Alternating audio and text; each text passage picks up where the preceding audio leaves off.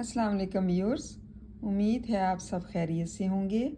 आज का हमारा उर्दू ग्रामर में उन्वान है खतूत नवीसी।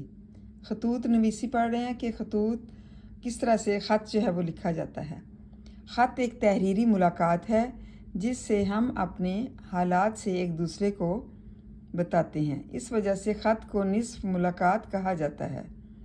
तलबा, ये बात तो वाज़ेह है कि अगरचे हम एक दूसरे को देख नहीं पाते मगर अपने और दूसरों के हालात से आगाह हो जाते हैं।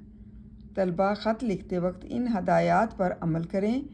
नंबर 1, ख़त के आगाज़ में पेशानी पर बिस्मिल्लाहिर्रहमानिर्रहीम लिखिए।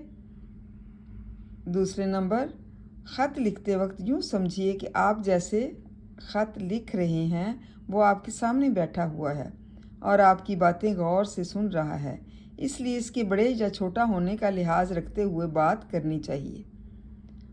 मतलब ख़त लिखने का यह अंदाज़ बताया गया है कि ये एक तहरीरी मुलाकात है कि इंसान अपने दिल की सारी बातें कर लेता है, जिससे हम अपने हालात अपने जो हालात आपके साथ होते हैं एक दूसरे को बताते हैं।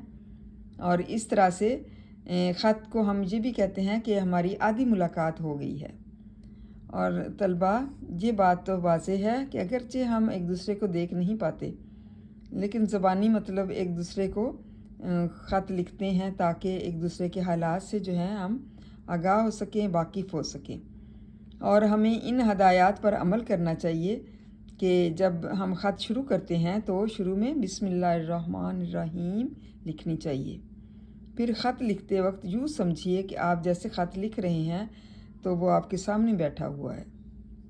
मतलब आप जहन से सोचें कि वो आपके सामने बैठा है, आपकी बातें गौर से सुन रहा है, इसलिए इसके बड़े या छोटा होने का लिहाज रखते हुए बात करनी चाहिए।